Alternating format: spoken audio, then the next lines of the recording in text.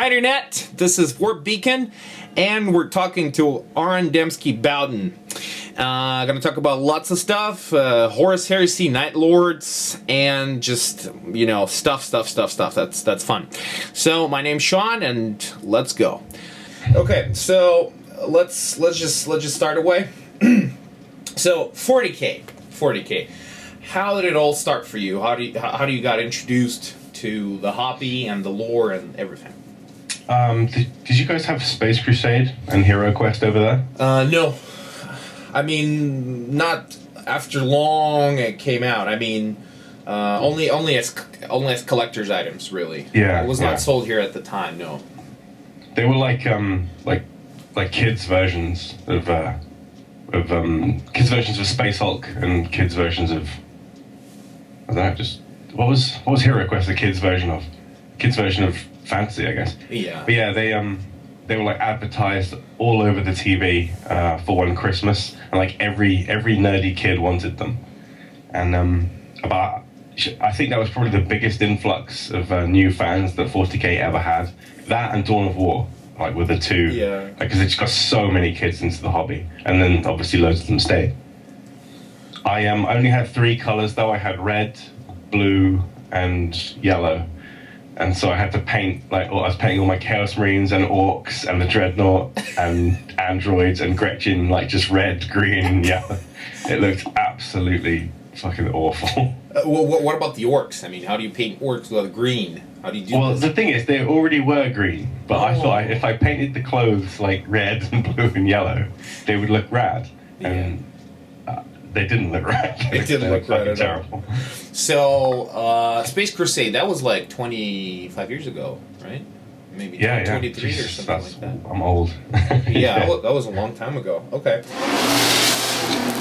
Okay, how did you start writing? Originally, I used to write stories like for my friends in school. Just, I don't know why, that was just a weird habit. I just write stories about my friends going on adventures and stuff when I was a kid. And then that kind of turned into working in RPG stuff. I worked for Vampire the Masquerade and Werewolf and a bunch of other White Wolf games. And then a few fantasy ones. And then, see, it's just this really boring origin story. I didn't get superpowers or anything. I wasn't like snapped up. I wasn't very good at anything else. So I just ended up writing. I was going to be a paramedic, but those guys work way too hard. So I gave up. And you've been writing as a professional writer ever since when? Since I was 21, which is the year I left uni is when I started writing. And I did it part-time while I was working in the bookstore. And then I think it was 3 or 4 years later, I went full-time, just off doing role-playing games work and some video game work. So what was your first published work? It was 3 pages in a vampire supplement called Dark Ages British Isles, and it was 3 pages discussing how the political scene of Ireland worked in like 1250. Oh, yeah, it was some dry, boring ass stuff. What is your 40K army, or armies for that matter? I'm in like a really huge campaign now. Like, they come over, my friends come over about every 3 or 4 times a year, like about 10, 15 of them at once, and we all have like these huge campaign weekends. I've got a Chaos Army in that, but they're completely unpainted. So Chaos Army, what legion or warband is that? They're a Night Lord splinter faction. They actually hate the Night Lords. The whole point is they defected, and they're like very, very pro-chaos. Because I try not to play what I'm writing, because I don't want people to just say that I like it, therefore I make it awesome in the books. You know, I try and avoid that stuff. But yeah, they're actually, they've got a Lexicanum page. They're called the Brotherhood of Darkness. They're like black with red trim, and they've got gold symbols all over them. But like I said, I haven't painted them, so they're essentially just the grey, boring guys. But I'm painting Blood Angels for 30K. It was supposed to be a Space Wolf Heresy army, but I just couldn't do the grey. I just fucked up so many models doing bad grey. So I thought, screw it, I can do red. I'll do red. And I've actually, hang on, we've got a Minotaur or 2 here. Oh yeah. They don't have heads, and you won't be able to see. They'll be all fuzzy. but I'm working on my 40k Minotaurs army. Proof that I still play. Yeah, that's good. And you only get to play when your friends come over, right? Like Katie plays, and I've got like 3 or 4 local friends like who play as well. But we live in the middle of nowhere, like it's just in the middle of bumfuck nowhere town. So I think that our closest town is like a 25-minute drive. Oh wow! Okay. Yeah. Okay. Well, we all know that you are a huge fan of Night Lords, obviously because you write so much about them, and undeniably, you are the Lord of the Night Lords. So I guess in a way we can call you Conrad Kurz of Black Library. So why? I mean, why did you pick Night Lords, or maybe they were offered to you at Black Library? Kind of a weird story. I didn't know how to pitch properly at first, so I did like this 13-page pitch on how to do. Like, I'll do a Crimson Fist trilogy, and it'll be awesome. And this will happen. These will be the characters. And then they said they loved it, but they'd already like commissioned Rin's World like 6 months before. So, well, what are we allowed to write? And they sent back a list of all the legions and chapters that they would like to see books about, and all the Chaos ones were there. And I didn't know you were allowed to do Chaos ones. I was like, oh hell, shit, I'll do that. I'll do these guys because I'd read Lord of the Night, and that was the thing I loved about that book. I mean, it was good anyway. I mean, it was just a great book anyway. But it was so like revelatory because it showed Primarchs when there had been no Primarchs ever shown before, and it showed. It's almost an overused trope now, like the bad guys who don't really think they're bad guys. But then it was like completely fresh. They were the one legion who thought the Emperor had screwed them over. Now they've got like 1,000 Suns, and several legions are in that position, and several legions probably have better claims to it than the Night Lords do. But it was so cool to see at the time. I mean, as a product of its time, it was breathtaking, and now it's just a fantastic book. So I thought, well, I'd like to carry on and show some of that stuff and other perspectives as well, because I don't like it when the book only shows one legion's perspective. Like, it's 100,000 guys, they're all going to disagree with each other all the time, they've all got completely different philosophies. So yeah, that was my bid to show like a bit more of the diversity of a legion. You wrote many different books, and most of them were about Night Lords. That's correct. When can we expect more about Night Lords from you? Because this is the most frequent question from my viewers. The most frequent, absolutely takes the cake. More 40k Night Lords. Both, whatever. Really. I'm trying to be tactful. Okay. Because spoilers. yeah, I know what you mean. 30k is much easier. Yeah. There's actually in heresy meetings recently, one of the things we were talking about is no one is allowed to sit on a legion. Like, you're not allowed to just say this is mine. Yeah. And I've been really cheeky in that I've said, well, then you guys can write about the Night Lords, and that way I get to then say I'd quite like to write about the Blood Angels. I did give you guys the Night Lords. But I have to do it at some point because there's just so much stuff to write about. In the heresy novel for the Night Lords would be called Nightfall, and it would largely be about Sevatar. Because Kurz, at this moment, Kurz has had so much stuff. He's like, in Prince of Crows, I know it's just a novella, but if you count that, he's had more backstory like shown vividly than practically any other Primarch at the moment. So yeah, there'll be a lot more coming in 30k. Not so much in 40k, although I'm doing a Black Legion series at the moment, and obviously there are going to be Night Lords who join the Black Legion, and the Black Legion are going to fight the Night Lords. But I can't continue the tale of 10th Company because of reasons. Yeah. Actually, the main reason is that they're now on the very edge of the 42nd millennium, and we're not allowed to go into the next millennium. Yeah, obviously. Because so, it always has to be 5 minutes to midnight. Yeah, that's exactly it. One last question before we're going to move on to specific books, okay?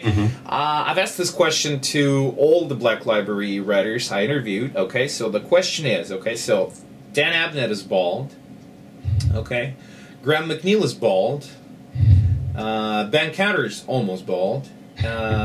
James Swallow is not so much bald, but you're bald too, okay? So, what does that mean? Does that mean that you guys are some secret sect within Black Library, and that you guys are like the lords of the Horus Heresy? And how do you and why haven't you shaved James Swallow yet? I mean, why? We try, but he always carries a gun. Rob Sanders just shaved his head, so Rob Sanders is now bald. I don't always shave my head, but like when I go to meetings or like events every 4 or 5 months, then I shave my head. I had a thing on my Facebook the other day where like I had my like 2-inch terrible Mohican, like while I was shaving my head. I just left the middle. Yeah. I was like, oh, this looks fucking awful. And then I took a photo, put it on my Facebook, and then shaved the rest. I don't know how it works. I think largely it works just because it's a team of middle-aged white guys. And that's what happens to middle-aged white guys. But I still have hair, it just looks fucking terrible. So oh shit, am I allowed to swear? Yeah, go ahead, no problem. Oh, I'm like, yeah, okay, sorry about that. I still have hair, it just sucks. Oh, okay, so that's why you're wearing this beanie.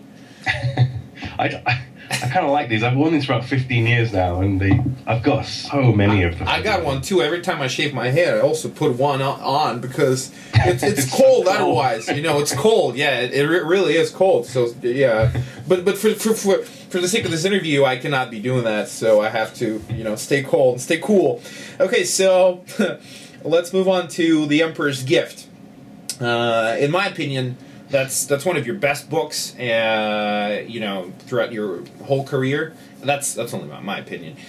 Simply because it's one of my favorite books in 40K, etc. And I have a weird question. Yeah. Because a lot of people say this, and I don't mean it in an arrogant way, but can I ask why? Why? Oh, well, because you managed to take Grey Knights and depict them in a realistic fashion, that is very, very distant from the way they were depicted in the Codex. And Codex was a very controversial thing, a very controversial matter, especially regarding Sisters of Battle and Calder Drago and some other topics. I play Grey Knights. I wanted to play Grey Knights for a very long time, but they were just too expensive. Everything was metal, not too many miniatures, and then the Codex came out, and then I just started collecting. And I prefer to ignore certain parts of the fluff in the Codex because, but I have Calder Drago. That's it, because I like him. The way the miniature looks like, and actually, fluff, well, his fluff is not so bad. But I'm getting carried away. Anyway, that's not important. What important is that you managed to, make him look realistic. You had a very difficult topic, bringing them, against Space Wolves, and that's why I like this book so much. It's good, and the final part when they ring the Bell of Souls is just awesome, Okay, so The Emperor's Gift. So why do you think the Inquisition still have not destroyed Space Wolves or branded them traitors? Following directions in The Emperor's Gift? I think there's two answers to that. One is the Inquisition would probably love to. The second one I tried to tackle in the book, but I didn't want to go too much into like dropping out the story to say this is how 40K works. But like the Inquisition doesn't really exist. It's not really a thing. It's just a bunch of guys who have authority. Most of them don't even know each other. They don't like each other. They don't really report to anyone. They're invested with the authority. It's like classical, like medieval witch hunters. Yeah. They didn't all go back to Rome every couple of months and say, I've killed witch X, witch B, witch Z. They just had the authority, or they gave themselves the authority, and then they walked the world trying to make it a better place. And the Inquisition's a lot like that. I mean, I know some authors present it as like this really ordered, structured thing. Yeah, if you look at the way a lot of the lore has presented it, it's not... Everyone's got, like, every Inquisitor will have a personal philosophy, but they don't necessarily meet up for meetings where they go, I believe X, all these guys believe X, this is our order, and those guys over there believe that. We don't really talk to them. Yeah, it's not like a badge you wear. I mean, I guess some Inquisitors will do that. And I know they've been presented like that sometimes. But if you look at the way the law's been shown since the Inquisitor game, it's a lot less, this is this, this is this, this is this. It's a lot more 40k in the sense that, like, no one really knows. No one knows where ultimate authority lies. There's a lot more mystery to it than the labels that we had before. So yeah, I was trying to present a slightly wider scheme of an Inquisition that just isn't really organized enough to do that. One Inquisitor can go to a world and say, I want all of your armies and we're going to do this. But the world can say no. But the Imperium doesn't know that. You know, that's the key thing. It all depends on how the Inquisitor presents themselves, how they carry their authority. I mean, someone like Lord and Inquisitor, Torquemada Kotomas, he's just like, he has armies already. Junior scrub Inquisitor who just got promoted is probably fucked if he tries to make that kind of, I'm going to kill the Space Wolves. Good luck with that guy. Yeah, that's the last we're going to hear of him. Certainly. And, well, do you think it is related to the fact that Space Wolves are one of the original Space Marine Legions? I think so, yeah. I like the idea of the first founding chapters being very respected. I mean, a lot of Imperial worlds will have no idea that Space Marines even exist, or they'll just be angels. But I do love the idea that filtering through the mythology and the history, like, people know certain, they'll vaguely have known the name Rogel Dawn as like one of the Emperor's angels, and they'll have known Leman Russ as one of the Emperor's angels. And yeah, I think like the Space Wolves carry a significant degree of clout, even though they don't have successor chapters like the way the Ultramarines do. Yeah. I still think like even the other first founding chapters would be sincerely pissed off if someone acted against another first founding chapter. Yeah. Even if they had the differences, I think even the Dark Angels would be very pissed, you know. Yeah, I think they would. Even them. So okay. Does Zale's appearance in both Ravener and Emperor's Gift mean that your future works will cross with Dan Abnett's, or Dan just lets you write one of his characters? That was a weird situation. Our editors said that they wanted to tie in our Grey Knights and Inquisition novels, because originally I was going to do a Grey Knight series, and then we were just thinking about ways that we could do it. And I was originally going to make Hyperion. He was going to be Carthonius' son. And I mean, I knew Carthonius was gay, but I thought, well, maybe he had like a love child. I don't know, whatever, I'll think of something. And Dan was like, nah, it's not going to work. Because we were calling each other up trying to think of ideas, like, what can we do? And he said, oh, what about the kid? And I said, Zale? And he's like, yeah, why don't you could use the kid? And I was just like, I have to go, bye, that's a brilliant idea, bye. And then I wrote it like that day. Interesting. Yeah, so it was Dan's idea. It's not really, maybe it's wrong. Maybe they filed the paperwork wrong, but I like to think that they didn't. I think it's a really nice touch. I'm a massive Dan fan. So as he knows from me always hugging him and telling him I love him and wanting to kiss him. Okay. Well, we're gonna leave that out of the show. Actually, a question for me came up. Emperor's Gift. When I read it, I've noted the existing Grey Knight's equipment from the Codex, such as the staff, the 2+ invulnerable stuff like this. So, how difficult was it for you to integrate all this stuff into your book? Some of it was easy. The staff was actually the easiest thing because it was based on Eisenhorn's rune staff rather than, because he had it anyway. And then when the Codex dropped, I was like, oh god, look at all this new stuff. And then I thought, wait, I already have a staff. Sold, no problem. I struggled a lot with it. Like, I remember at one point my editor asked me if I could put a Dread Knight in, and I was like, no, no, I can't do that. Why?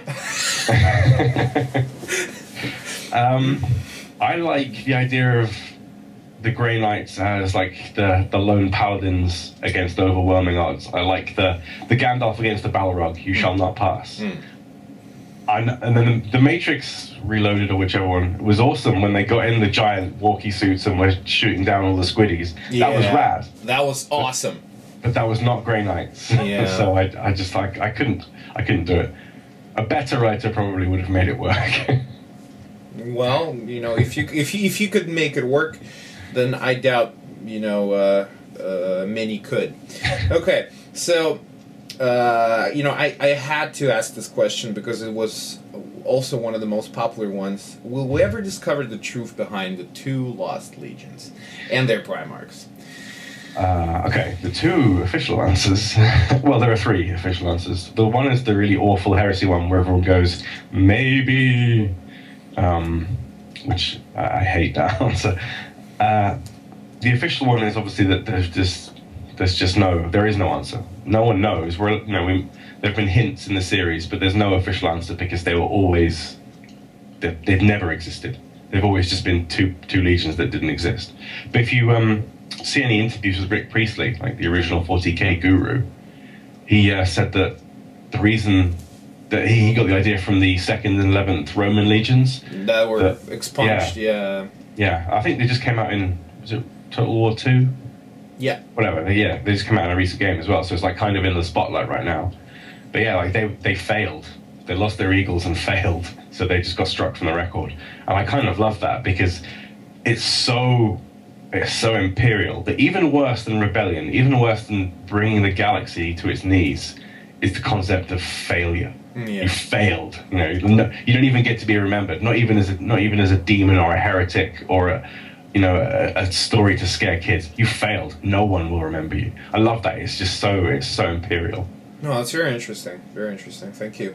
Okay, so let's talk a little bit about other races. So, do you plan to write about the Eldar?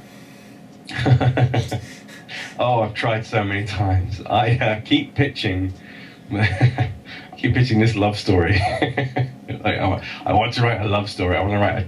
Please don't say it's a Vindicare assassin in the Force. Oh no, that would be so awesome. Okay.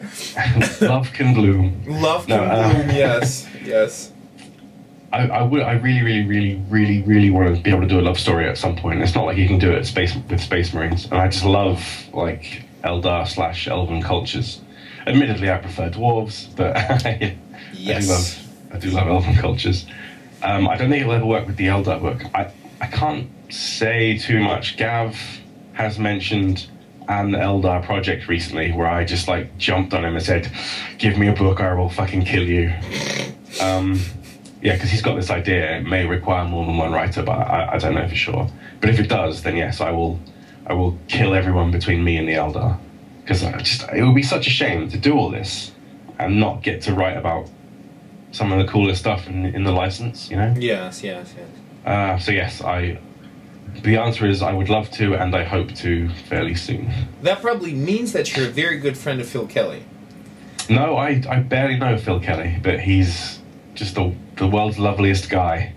We were drunk together at a what was it, Games Day US a couple of years ago, and I was like, "Tell me about the Chaos Codex." Mm-hmm. It was good. He's a really nice guy. He has a lot of time for drunk authors who demand chaos information. Oh, I see. Okay. So, what do you think about the Tau Empire, and would you like to write about him? Since you, when you go full time, obviously, I mean, I still write the stuff that I love, but I'm also aware that I have bills to pay. And a Tau Empire novel wouldn't sell. And I'm honestly never motivated by money because I'm lucky enough that I can just get by. But because I'm so slow, I mean, I think the average contract for a Black Library book is about 4 or 5 months, and I often take 10 or 11. Oh, okay. Yeah, I'm crazy slow. So I couldn't spend almost a year writing a book that just wouldn't make any money. But then again, the thing with that is I didn't expect the Night Lords to make any money as well, and they sold like crazy. So, yeah, I have a really good idea for a Tau novel as well. But what's it like? Well, at least give us a little glimpse. I just think it would be like cool to like start at the bottom as like one of the Graveza, and then just see the Tau Empire from that point of view, like watching the sterilization camps, and just it could just be so awesome. But yeah, I'd like to. I mean, it's kind of like shelved with my eventual Gwaveza army. Maybe one day. But yeah, I don't see it happening soon. Because I've already got like 2 projects coming up where I know I'm not going to make any money, and it's going to take me 2 years to do them. And that'll be my because if I don't make lots of money, Black Library will probably say, could you start writing about Space Marines again? Could you drop all this high elf love story bullshit? I'm like, okay, sorry, Jesus. Okay, well, thank you. Yet another tricky question from one of our viewers. Why do you hate the Space Wolves? I genuinely don't understand that. Okay. So, you do not hate Space Wolves, obviously. Well, the thing is, I love like all like barbarian style culture in fantasy and sci-fi fiction, and I just, I don't like to say I have favorites, because then people think you just make them better. The thing is, if I had to pick 2 favorite legions, it would be the Blood Angels and the Space Wolves. The problem is, like where the Space Wolves are concerned, no one agrees on my attitude with the Space Wolves anyway, because some people read Emperor's Gift and say, I can't believe that the Space Wolves got their asses kicked. And then other people say, I can't believe the Grey Knights got their asses kicked. And like, that's the point. No one wins. Everyone comes out with a few victories, and overall they're like maintaining the status quo, because that's what the Imperium is. But like, I think that's probably in terms of stuff I talked about on forums and the way I mentioned them in Betrayer. But see, even then, like, you've got World Eaters fans saying, I can't believe that the Space Wolves made Angron look like an idiot. And then you've got Space Wolves fans saying, I can't believe the World Eaters beat the Space Wolves. But like, it's a 50-50 thing. In that, where the 2 legions were fighting, like, the World Eaters were driving the Space Wolves back, or according to Angron, he says, your legion is dying, Russ. So, from Angron's point of view, yes. But in the middle of it, you have 100 Space Wolves and Lehman Russ who have Angron completely isolated from his legion. They can kill him whenever they want because his sons are too fucking useless to help him. It's like, I cannot make the Wolves look any better. They have just isolated a Primarch in the middle of a war, and they're just too cool to kill him. I'm like,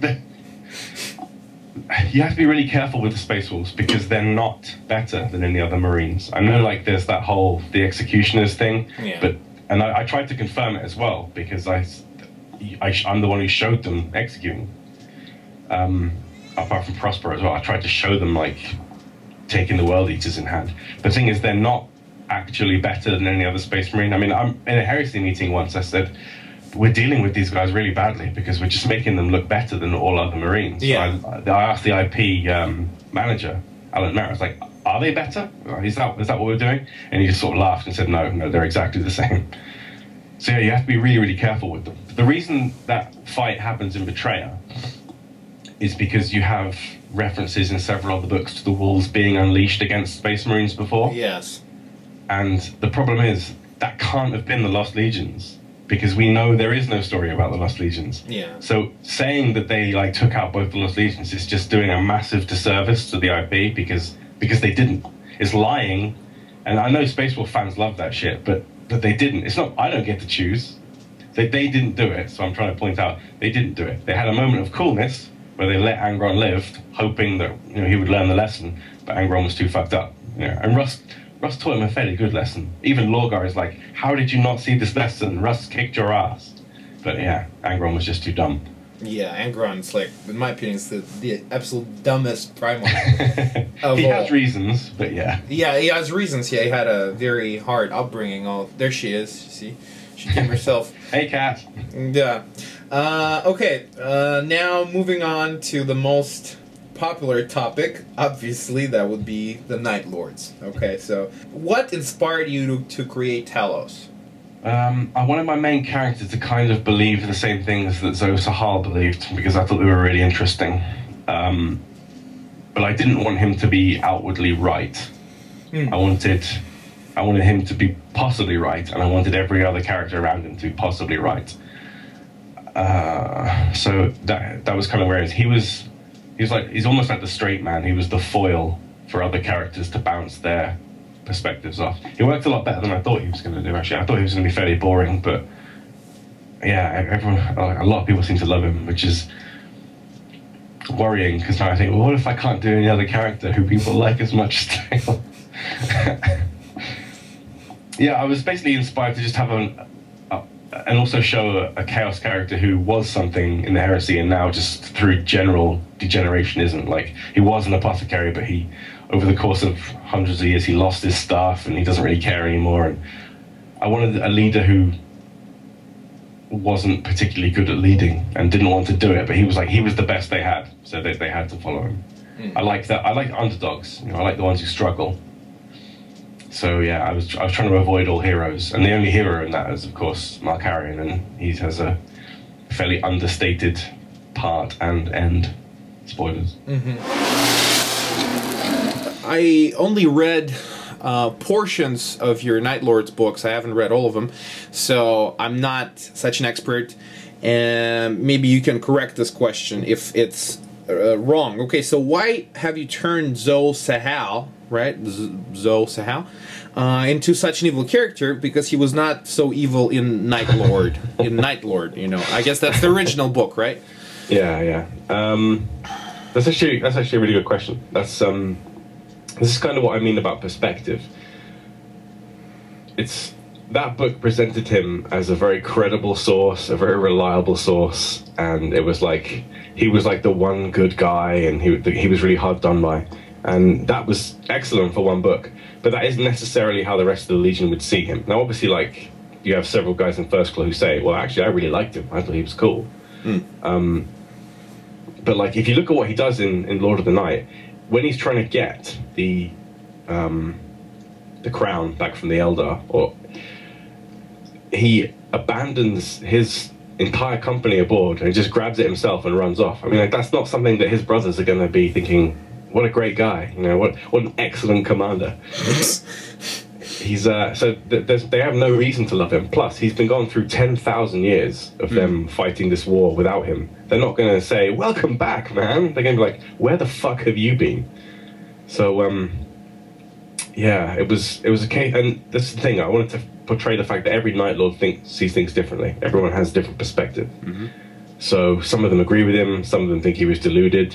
There's also the fact that in the IP, in the license, he's wrong. The Night Lords weren't that noble thing that he says they were.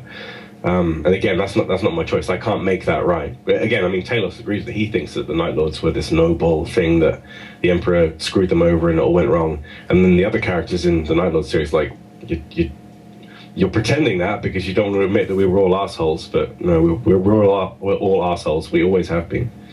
I mean, it's not that straight cut because there was the fall and degeneration, and the Imperium, you know, could have dealt better with the Night Lords. Don't get me wrong. But they didn't have much of a chance anyway because their Primarch was fucking insane. And they recruited from criminals. When you recruit from rapists and murderers, you're not gonna have a good time. So yeah, like Zosahal's a really good example. Like, because I didn't want to make him wrong because I personally quite liked his views, which is why my main character shares his views. But similarly, like, none of the Night Lords like each other. My characters hate each other. My characters hate Zosahal, although a couple of them do like him. And like, just none of them like each other. I didn't want to make him like this one paragon of Night Lordness, because then it wouldn't fit in with the rest of the Legion. I see. Thank you. Okay, next question is, it goes like this. Thank you so much for Night Lords. Thanks to you, this Legion has become so popular lately. Your characters often have a deeper emotional variety. Thanks to that, reading your books is awesome. Can we expect more on Talos' successor? Ooh, this ties into not being able to go into the next millennium, because, you know, everything ends, the galaxy burns and everything ends. So kind of no, but the reason I like that question so much is because if you look at the end, right at the end of the series, the Night Lords that are left surrounding Decimus are the only Night Lords that never had any doubts.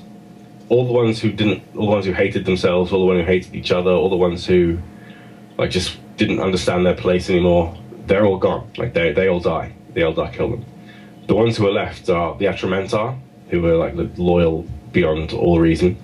Varial the Flayer, he has his plans and he's the one engineering half of this stuff. Lucoriphus and his Raptors, who are just Night Lords to the bone. All the ones who had doubts are gone. So Decimus is not being advised by soulful, moody individuals. He's being advised by the arseholes who say, let's go fuck everything up. So I think that kind of hints as to how violent his future is going to be.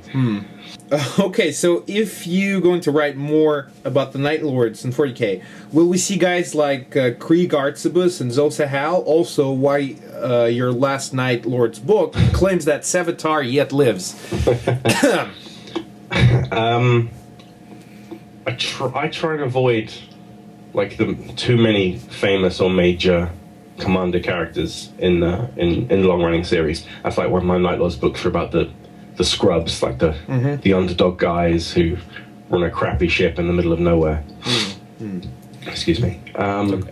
So I don't want to do too much of like the famous Night Lords. I prefer to show like other aspects of the Legion and other ways that they function.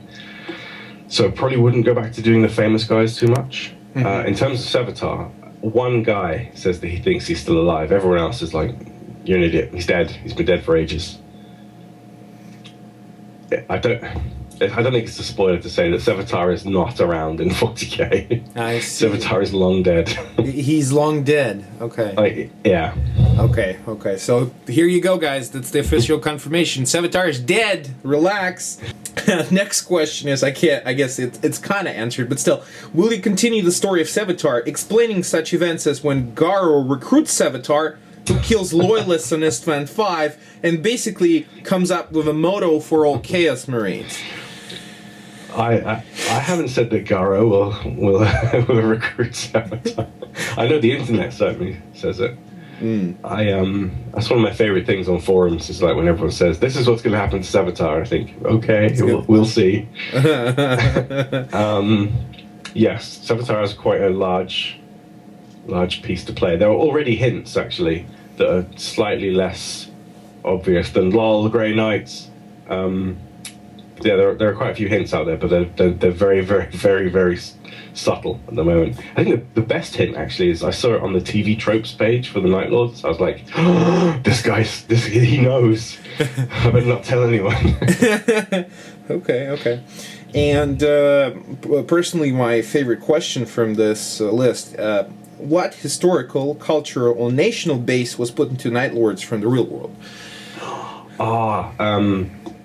A great deal of Mafia stuff. I really, really like... I think I have like every Mafia movie ever, and I've got like I did an RPG supplement about the Mafia once, and so I've got like just a mountain of research on them. And so yeah, there was a lot of Mafia stuff in there. A lot about like the nobility of the underworld, like honor among thieves. I absolutely love that. But their homeworld, I like the idea of it's got civilization on it, but it's like decaying at the edges. Like it becomes less and less Donnie Brasco and more Mad Max and Blade Runner, and as society like collapses in on itself. So by the time that Conrad Curse destroys it, it's just almost an urban wasteland that no one would ever land on that planet, which is why he annihilates it. Because there's nothing left to save. Nothing left. Yeah, that's pretty much it. Yeah, that's it. There's nothing left to save. So I think one of my maybe I haven't presented it well enough, or just not had enough time, because I would like to do more of it. I'm definitely going to do more of it in the Heresy. But there's that line in, I think it's Voidstalker, where Talos is talking to his mother, like when he's a kid, and she's talking about how City's Edge, like, is this wonderful place. Because that's just like, it's almost like heaven or the Grey Havens or whatever. City's Edge is a wasteland. No one would live there. So I just love the idea of the city collapsing slowly over the generations. But yeah, so it's kind of the Mafia plus Blade Runner plus Mad Max over time. So these are the Night Lords. Okay. One question that I forgot from my own personal questions. So, who would be your favorite writers among Black Library? Oh, that's not actually that tough. I take a day off every time Dan releases a book, and I read it. And I'm unashamed in my Abnett fanboyism. This is going to be a long answer, so get comfortable. Okay. I am. When I first met Dan, it was one of the most nerve-wracking moments of my life. I couldn't control the volume of my voice, just from across the room, I was like, "Hi, Dan Abnett!" It was just the most embarrassing thing. Yeah, no, I absolutely love Dan's work. I still think Legion is the best heresy novel by a bajillion miles. I sometimes get to read his drafts, which is a huge honor. Like readers long before they get published. I did that with Pariah, and then I sent him like a page of feedback before it was even published. I was like, "I love this book. I love you." Graham, I read all of Graham's stuff. Graham's got a really cool career path because, like, I think he started good, and Storm of Iron, I think, is an incredible book. But he's just like getting like this. Graham's career just gets better with every book, which I really like. You can tell, like, technically and narratively, he just gets better and better.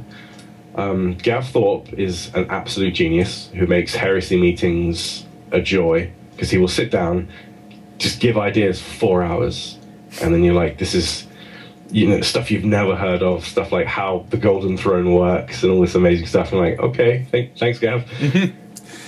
Let's see who else. That's like, I don't want to just do the famous ones. I really like Chris Raitt as well. He kind of plays around with Warhammer more than 40k, but I absolutely love his work. And Scars, his first heresy novel, that's coming out at some point. I'm terrible with dates, sorry, but that's fucking fantastic. Absolutely fantastic. You've read it? Of course. Obviously. I've got it on Microsoft Word. That's nice. That's nice. That's one of the perks. Yeah. Okay. Chris, Gav, Graham, Dan. Oh, John French. It would be awful of me if I didn't mention John French. He's doing an Araman series at the moment, and there are no words for how much chaos lore this man knows. Like, our email correspondence is just thousands and thousands and thousands of words about how the Eye of Terror works, what happens to souls when they die, all of this kind of like random chaos lore. He's we kind of like exactly the same stuff, so I guess I'm kind of biased, but yeah, he's a fantastic writer as well. And I really like Andy Smiley's Flesh Terrors. I really like the way he handles them. So yeah, if I was going to choose 5 or 6, they would be my... It's quite a list. Off the top of my head, yeah. Good. Let's move on to Horus Heresy. So, do you think Horus could have turned himself in to Interix in order to continue negotiations with the Imperium? No. No. 2 reasons. One, that would be the shortest series that was ever written. It would be 1 book, and everything ended happily. No, because I don't think a Primarch would ever do that. It would be like asking an angel or a demigod to negotiate with ants, essentially. I mean, this is the thing. Like, we see them as human, and they are humanity magnified. They're like the personification of humanity's best and worst traits. But when they lose their shit, when they lose their temper, they are above us. They're above us as a species in every way imaginable. So their flaws are even more magnified, and their, like, for example, pride or temper. So no, I don't. He would never submit to any authority except the Emperor. And even then, as we see, he doesn't submit to that authority either. Yeah. Like Satan, how Satan would only submit to God's authority, and then when he decides he doesn't understand God's authority, he thinks, fuck it, and he doesn't submit to that either. In what kind of condition was Conrad cursed before his death? Was this a madness, or rather Conrad had his own specific nature that is just too difficult to understand? He was very, very ill. Sick in the head. Yeah. This is the thing, I want to present it, I don't want to go into too much spoilers, so I have to be quick with this answer. I want to present it that you understand how he's reached that point, like when we get there. But you realise that there's no redeeming from this. Even if he has a point and he's right in his own way, there's no coming back from it. There's no redeeming. He is absolutely hopelessly fucked because of his actions. I like the fact that he's one of the few Primarchs that faces the consequences, because like he'll die vindicated, but he knows he deserves to die. He knows he's done wrong. So yeah, he's mad in that generic.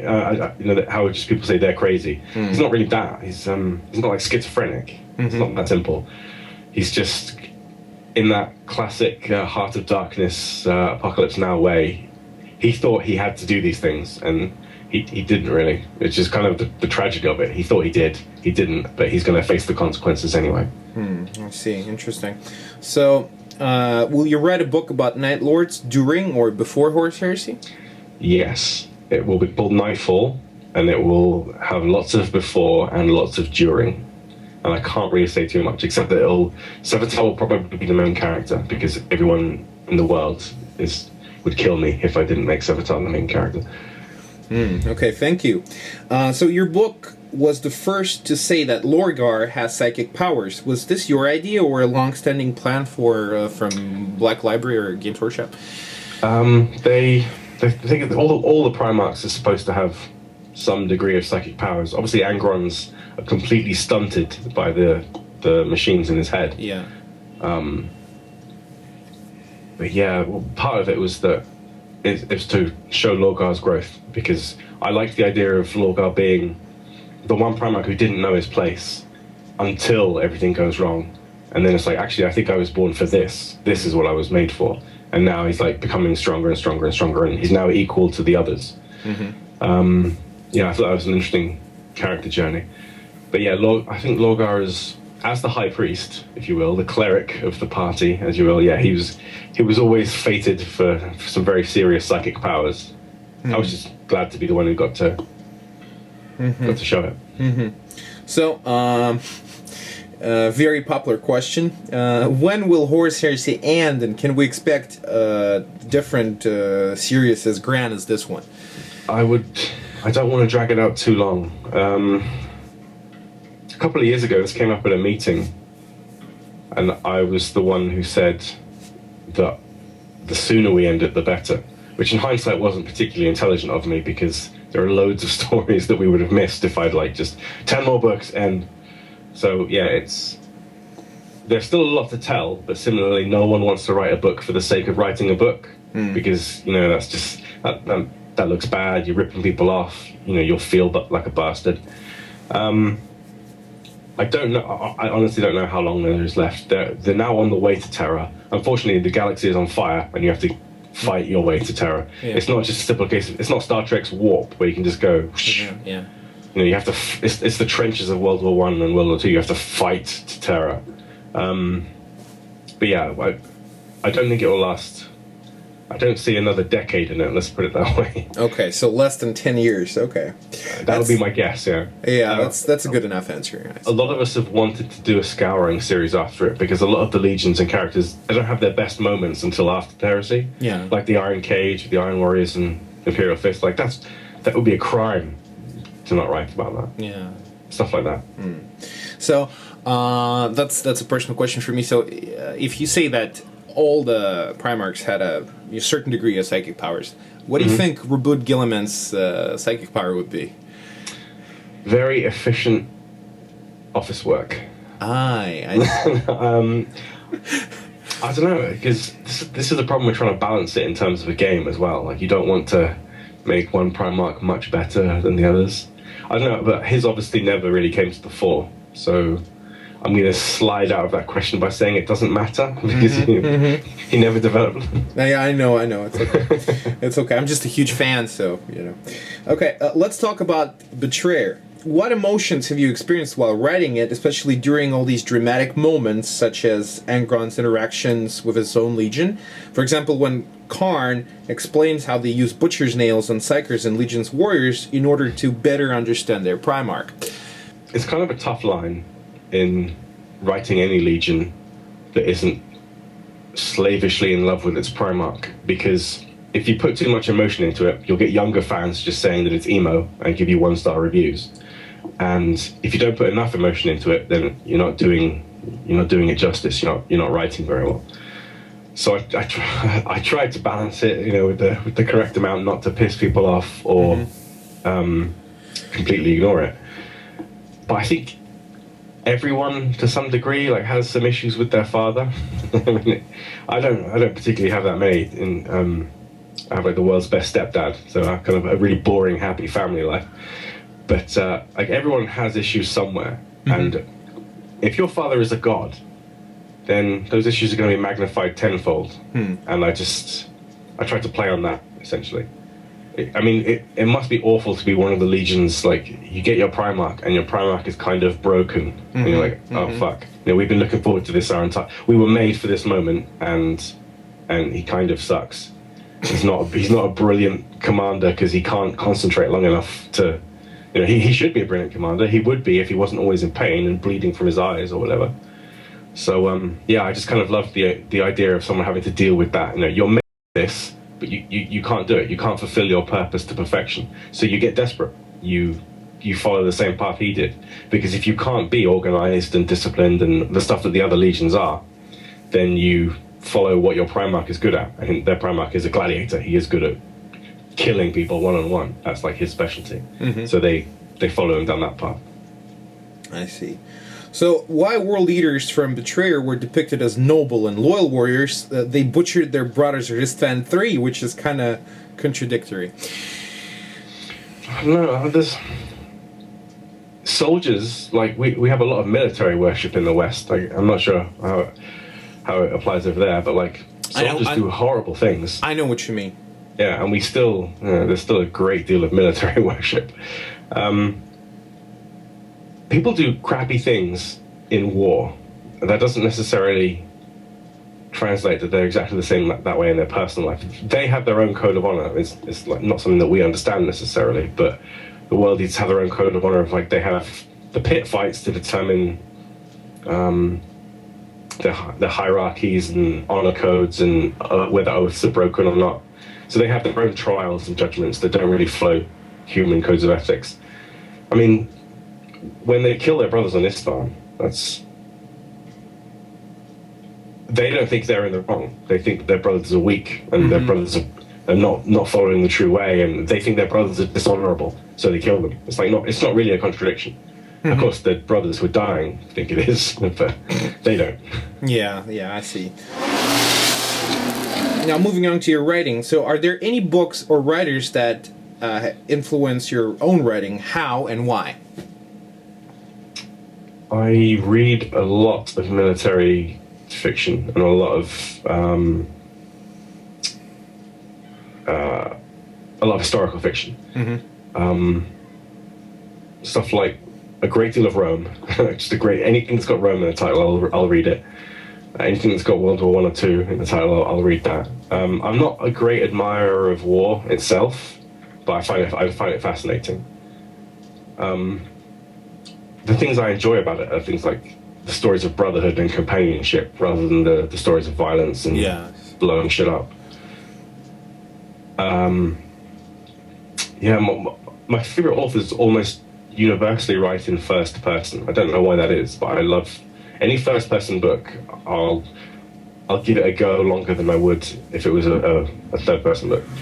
But no, I read practically everything. I read more historical fiction and military fiction than anything else, but I read literally anything I can get my hands on.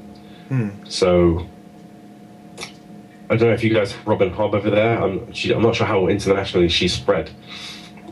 But she just writes the most fantastic character-driven fantasy fiction with all these nuanced layers of how magic works and how the world works. And every book, she's building it up every book. And you learn something new, you think, oh, actually, it doesn't work like that, it works like this. And it's never contradictory, it's always careful and precise and always driven by characters rather than events. And I love that stuff. Can you pick one favorite book of all time? Gormenghast.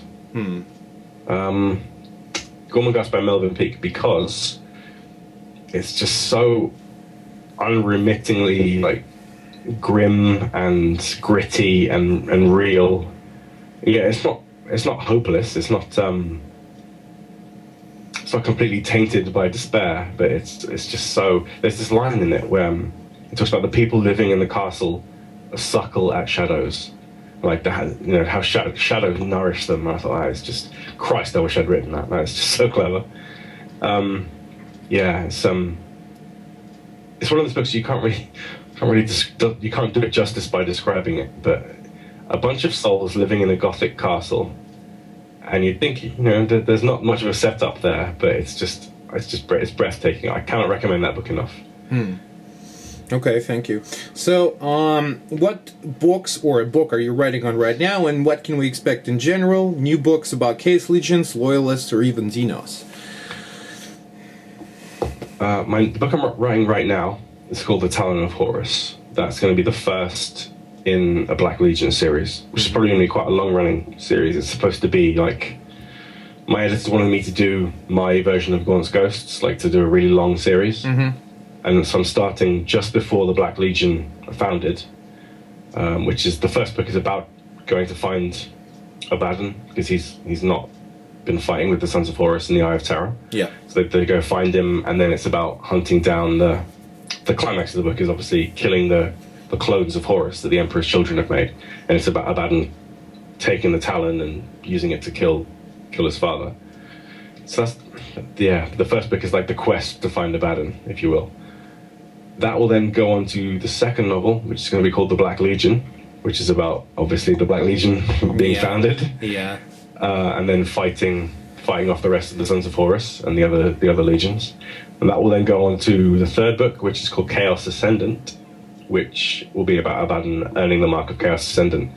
By kind of like a 12 Tasks of Hercules thing, he'll go to various places in the Eye. One of the things that I've alluded to in the first book is that the main character, who's called Iskander Kaon, he's told as the mage who brings Magnus the Red to his knees. And like that'll happen in the third book. Like in the new, there's a nod about this in the new Chaos Codex, where it says that Magnus refuses to see Abaddon when Abaddon comes to the planet of the sorcerers. Yeah. So there'll be a moment when Abaddon looks to all of his sorcerers and says, "Bring him out to see me." And so they do that. They're gonna bind him and drag him to his knees in front of the real War Master. Wow. And my next heresy novel, which is I should be starting that 2 months ago, but I'm crazy late, is called The Master of Mankind, which is going to be about the Emperor and the War in the Webway. We all know that you work on the Lord Inquisitor movie. And what do you do there exactly, and how's it going, and what can you tell about the movie itself? What can I say? Firstly, we had no idea how difficult it was going to be. Because, the trailer that goes around is now so out of date. It's just so massively out of date. Erasmus was animating and rendering like that three years ago. He's just so much better now. We've got a team of 40 people. Wow. From some of them are from Industrial Light and Magic. Some of them work on Game of Thrones. Loads of people from various video game companies. It's a huge team. But it's so slow because we're trying to be really careful. And a lot of it is my fault actually, because I'm doing the script.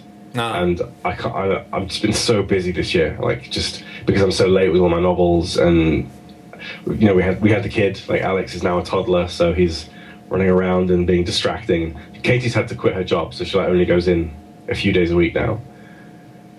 Because I didn't have enough time. So yeah, it's coming. It's coming very slowly. But yeah, I'm basically writing the script. Well, kind of written the script, but it's always getting changed. Every time we have a Skype meeting, we go, wait, no, let's do this instead. And then, yeah. The single question from a female viewer. One single question for a female viewer. That's a bad sign if there's only one. There's only one. I'm sorry, Aaron. I'm sorry, but there's only one.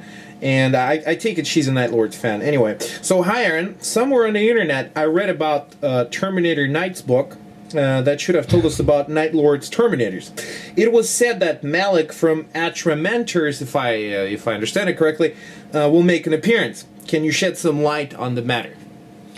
That was a joke title for a start. I think someone suggested it was going to be a love story on a beach with some whatever. That's what I thought. That's what Terminator Night sounds way too cheesy, I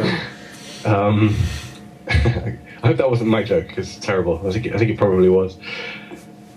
Yes, kind of. I kind of wanted to add a couple of stories into the omnibus, because there's going to be an omnibus next year. But again, I'm so late that I'm not sure I'm going to have time. I've got time to do one, which is called First Claw. But I'm not sure I'll have time to do the actual Mentar story. And I'm kind of in love with the mystery. But yeah, I also want to go back and explain it, because people ask all the time, and I feel bad if they don't know. I'll leave that as a definite maybe, and I'm sorry, I'll try. Okay, thank you. So, what is your advice for newbie science fiction writers? Oh, this is so easy. Firstly, pick up Stephen King's On Writing, because that is just the best. That's like that's a writing degree in one book. Even if you don't like Stephen King, he doesn't tell you how to write like him. He tells you how to write, and it's just a fantastic book. Then I would just read absolutely everything. I think you can always tell a sci-fi author who only reads sci-fi, or like a fantasy author who only reads fantasy, and their books tend to suck. You need like the spectrum of human experience. You know, if you can't go out and climb the Andes or like base jump off the Grand Canyon or whatever, then at least read about people who do. Like soldiers who write about war often write better war than anyone else because they've done it. That's fine. But there are plenty of military fiction books by people who have absolutely no interest in ever going to war that are among the best rated. And it's not because they just read constantly about war, it's because they read about the spectrum of human emotion and experience. So just, for fuck's sake, read everything. Even like the back of cereal boxes, just read everything. Okay. So, do you plan to write about the Raven Guard following their appearance in Cadian Blood? No. Because they're being handled a lot in the Heresy already, and they're being handled in 40k by George Mann, who's writing a lot of Raven Guard stuff. I don't dislike them. To be honest, I love every single Legion except one, and I never tell anyone who it is. But like that's why I don't really play favorites. So when someone says, "Oh, ADB loves this Legion, that's why they're good in his books," I don't like the Night Lords more than the Blood Angels, just because the Night Lords kill some Blood Angels. Like I don't hate the Spartans just because they die at Thermopylae. You know, good people die. It's a way of life. Yeah. So, what do you think about character of Kieran? I think that's what she's called. Kieran. Is that? Kyrene, Kieran. Oh yeah. I pronounce that Sereni. Sereni. Yeah. Well, I mean, I had to translate from Russian, and I don't recall. Maybe that's probably from the first Heretic, right? The blind girl. Yes. Okay, I see. So it's Cyrene. So she's Cyrene. I say Sereni, but it's no difference. Sereni. Half my family call me Aaron, half my family call me Aaron. It makes a difference to me. Yeah, okay, so Cyrene. Cyrene. I stand corrected now. I'm going to call her Cyrene now. Okay, so what do you think about her character? She's one of my very favorite characters. However, I was in... Betrayer spoilers. I was in two minds about bringing her back, because I don't like resurrection stories. And I especially don't like resurrection stories when you're in the middle of a series and it's difficult to give them any closure or any point whatsoever. So I was doing it in Betrayer and I was very aware that I was like, there's no closure here, it doesn't make any sense. But it's a series and I know it will make sense, but it was still very frustrating. But I had to do it because I've just got this huge plan for her. So yeah, even though I don't like resurrection stories, I think they can work in the terms of like the Monkey's Paw, you know, when you hear the banging on the door and you think, and Pet Sematary, because there's just that line Stephen King says actually, like, sometimes dead is better, and I love that, like, because she had a great ending, and I was really doubtful about whether I should bring her back, but I like the idea that she's going to come back and it's not going to be as good as everyone thinks. Like she's not going to come back and be happy. She doesn't have a good future ahead of her. But I can't spoil it too much. But yeah, she has I feel really sorry for her because I like her, but sorry. Sereni, right? You call her Sereni. I say Sereni, but practically everyone says Cyrene. Cyrene, everybody says Serene, but you call her Sereni since you came up with her. This is what we should call her, Sereni. So what Sereni wrote to Argyle Tal after all? I will never tell you. Oh God, this is another very popular question actually. Okay, well fine. Maybe a little hint? No, nothing. No, the thing is, I wrote it originally as well, and then I was like, no, delete. Must be. Okay, well, I'm gonna try and guess. You know, for the sake of our viewers. I do like it when people guess. I'm gonna try and guess. You don't have to confirm it nor deny it. Just gonna try. I think it had something to do about. Okay, I have two versions. First, it's a love story. It's a love thing. She confesses her love to him, and second thing is that she says that maybe we are wrong, and this is not right, and maybe you should confront what we're doing. So yeah, these are two of my versions. Those are both very good guesses. Okay, well, thank you. So, okay, and finally, the last question from the list.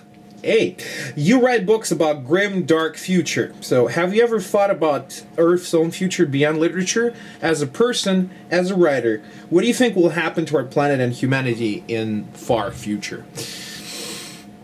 Or near future? Both, actually. I try not to discuss my politics, like, ever. Because the moment you do, 50% of your readership start to think that you're a cunt. Yeah. So, yeah, I try not to. That's actually a really good question.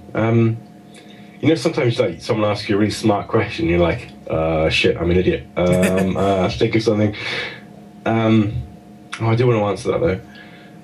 I kind of move between two poles on this, because sometimes I get just weighed down by trying to give a shit, and I just think it'll be fine, everything will balance out in the end, it'll be fine. Like, there are those population graphs that, they climb, but then they say, well, because of the way that society is now working in various cultures, it will taper off, it won't keep growing, it'll stop growing exponentially and just maintain the standard. Yeah. And you think, okay, fine, everything's fine, whatever. But then there are people who disagree, and... So was that your answer? I'm trying to like weasel out of it like a coward.